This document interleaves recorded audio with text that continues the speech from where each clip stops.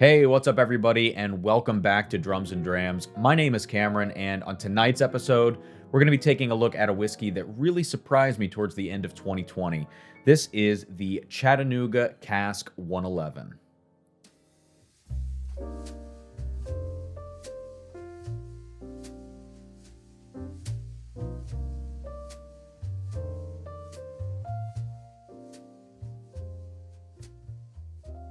All right, so I know that I have been a little bit absent from the channel here for a couple of weeks, especially for a full review.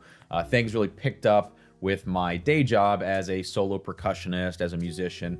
I've been playing a lot of orchestral shows, doing a lot of virtual concerts and things like that, a lot of last-minute gigs, and so I had to sort of prioritize there and do a lot of live streams last week. I'm recording this on Wednesday night, so last week I did, I think, 3 live streams actually. Now I'm going to get back to doing a few more full reviews and doing the weekly Thursday live stream. Now, I have actually already recorded this video once. I did it when I was, again, in the midst of all of this chaos, all of these busy work days, and I watched it back and I just didn't think it was very good. It was really clickbaity and just, I don't know, it was full of stuff I didn't like. And as I'm trying to constantly improve this channel, I want to go for quality over quantity to really, establish everything and make sure that the product I'm putting out there is something I'm proud of. So I'm reshooting this right now, and again, I apologize for the delay, but I think we're all going to be better off for it. Let's talk quickly about this whiskey. There's a beautiful video that Jason from Mash and Drum did where he has 2 actually. One where he reviews this whiskey and the 91 proof from Chattanooga, and another video where he actually talks to one of the co-founders of the distillery as well. There's a lot of great history between those 2 videos, so you can check those videos out, of course, after you watch this one, I hope, if you really want to learn more about their backstory. I'm just going to talk about the whiskey today. This is a super unique whiskey. I pulled it off the shelf at 45 bucks for something 111 proof, something this dark, really full of flavor. I was totally shocked, and I included it in my whiskey awards for 2020 for this very reason. Now, when I brought it home and I tried it, it immediately reminded me of a Buffalo Trace product in the way that it has a lot of honey notes on the nose and on the palate. Now, it's not something you're going to confuse for a Buffalo Trace product when you taste it, but it is something that evokes those same sorts of tasting notes. So I wanted to bring that up, and the last video I made of this, I was trying to make some clickbait crap about buy this instead of Blanton's. It's like, well, they're different things. So I kind of veered away from that idea, and we are now strictly talking about this bottle itself. I was surprised to learn this is only 2 years old. The age statement here says greater than 2 years, so it could be 2 years and a month. But what's really unique about this whiskey, besides it being unfiltered and being pretty young, is that the mash bill is completely unique. We have a mixture of yellow corn, malted rye, caramel malted barley, and honey malted barley. And what this means is essentially we have a high malt mash bill here. I believe the yellow corn makes up 75% of the mash bill, and all of those other malted grains make up the other 25%. And that, to me, is what's going to really contribute to those honey flavors that I talked about as well. So I'm really excited to review this for all of you officially here for the second time in this re-recorded video. Now, I should mention, if you notice the eyeballs on my bottle here, I talked about this on a live stream the other day. My fiance put little googly eyeballs on every single bottle that I own, so it's kind of hilarious, and I'm gonna leave them for now.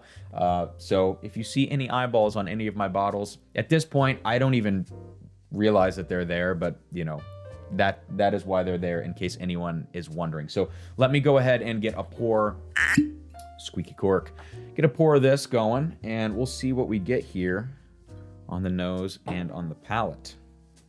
The other thing to mention here, I love the bottle design. I love the cork. Like, the whole presentation of this whiskey is amazing. And in the bottle here, we have made in Chattanooga, Tennessee. Just the whole thing is really wonderful. And as I mentioned earlier, you can see this crazy dark color for a whiskey that's only 2+ years old.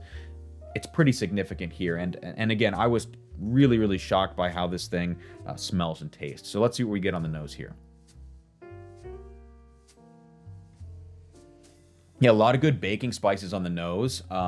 You can definitely smell the proof on here. It's not off-putting by any means. A little bit sharp, sharp spice on the nose, a little bit of ethanol. You can smell the youth a tad bit, but it's not off-putting by any means. All right, so like I mentioned, there's a dark honey note on here.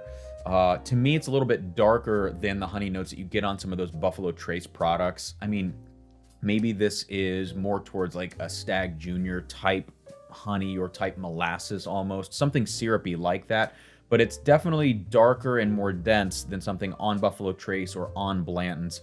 And that makes sense because this is about 20 proof points higher than those. You get a really nice, like sticky, sweet caramel note in here. As it starts to open up, I can smell a little bit of rye spice, just a slight bit of greenness in there. Like there might be a little bit of green apple, but there's almost like a lot of different fruit notes kind of combined in here. It's almost as if you took a lot of different red fruits and dark fruits like that, and maybe some green apple, and you drenched all of them in like a really heavy honey syrup or something like that. Now, for a young whiskey here, there is a note that is familiar to all young whiskeys, really, and that's like this grain note. You can actually smell, you can smell the corn grain, you can smell maybe the different caramel malted barley, honey malted barley, and all that. You can distinctly smell those notes. They haven't sort of fully integrated into the whiskey yet because of the youth, and that's to be expected. In this case, it's, like I've said already on this video, it's not off-putting. It is expected, but good. We all know how old this is. It's a very transparent product, so I really appreciate that. And as I mentioned too, the dark fruits and that syrupy sort of combination there, there's some raisin that you can pick out here on the nose. I wondered if I would get this tonight. I am getting it tonight, and that is this combination of raisin and those grainy notes, almost like bran notes. This reminds me of Raisin Bran cereal a little bit. There might even be a little bit of chocolate on the nose here, a little bit of barrel char almost. Yeah, something just a little bit darker underneath that Raisin Bran type thing that I'm getting. Yeah, overall, it's just a very different type of whiskey, very different kind of bourbon here. Yeah, I really am impressed by this. A little confused by it. Some people have said they get fruity pebble notes. I could see that in a way. There is a different kind of sweetness going on here from those different malted grains. So overall, a really pretty good nose. Lots of flavor, very full. It smells like it's going to be viscous on the palate. I don't know, very impressive. So let's check it out on the palate here. I've nosed it enough. It's you can sit and nose this all night. I mean, it's really amazing. All right, cheers everybody.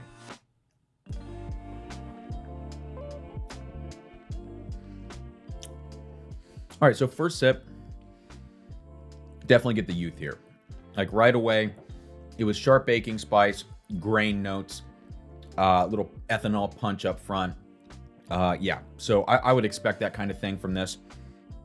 As we transition into the mid palate, really, really sweet notes, like that honey, that caramel, those fruity notes, really full in the mid palate here. So we're transitioning now to the back palate, a really nice Kentucky hug. Not too strong by any means, but like it lets you know that this is 111 proof.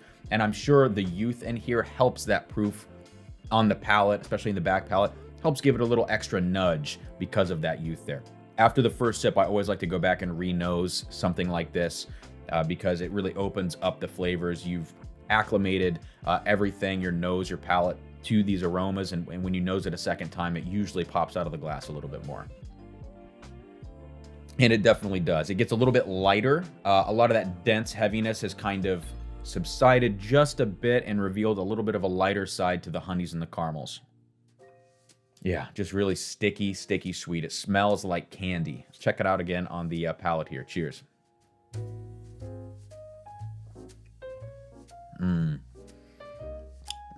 Second sip.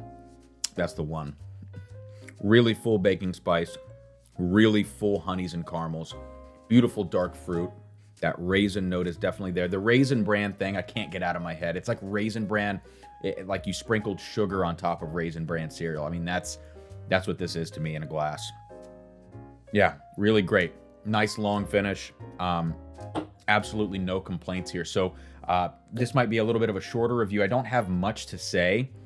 Let's go ahead and wrap this thing up already. You know, like I said in my last video, I was going to make some clickbait thing where I compared this to Blanton's. Also notice the little eyes on Blanton's here. I was going to compare these things and tell you why you should buy Chattanooga over Blanton's. And, you know, I guess while that is clickbait and while I was like, why am I going to make this video? I would purchase this over Blanton's. I mean, Blanton's is a nice, smooth, easygoing drink with that typical Buffalo Trace profile, very approachable, just easy to have a million of them, you know, right in a row. This Chattanooga offers a little bit more of a challenge, a little bit more of a sophisticated drinking experience in one way, and less sophisticated in another because of its youth and the way that some of that shines through on the palate. But I think the amount of flavor you get here, and especially the value, like that's where this thing really takes the cake. The value for 45 bucks off the shelf, I don't know if this is cask strength. I would assume this is. Could have been proofed down to 111, but it's unfiltered for sure. And it's so transparent, full of flavor. You're not going to get a better value than this. So if you can find this Chattanooga Cask 111 in your area, or the 91 proof, which I haven't tried yet, I've heard that it's pretty good, but I've heard that, you know, of the two, go for the higher proof version, which makes a lot of sense. I definitely seek this out. Now, the other thing is Chattanooga recently posted, they have this experimental wing of their distillery, and they do all sorts of crazy stuff. They just posted an apple brandy finish, I believe is what it was. Some sort of brandy finish, and oh my god, I wish I could get my hands on one of those. I love any sort of brandy finished bourbons, so if anybody out there has that bottle, wants to send a sample, do a little sample trade, let me know, because I would love to check out that new release from Chattanooga. I don't know how many bottles were made or anything like that, but I think that's all I've got today. If you haven't already, please like and subscribe to the video. Check out some more of the stuff that I've got on the channel. I am continuing to pump out more content. Going live every Thursday night at 8 p.m. Eastern Time, at least for now. Could change in the future. We will see what happens. Find me on Instagram. Find me on Facebook. Let me know if you have any samples you want to send in, swap out. If you have any ideas for videos or whiskeys you want me to review, etc., etc., just reach out, drumsanddrams@gmail.com. But until next time, I will see you all later. Cheers from Drums and Drams.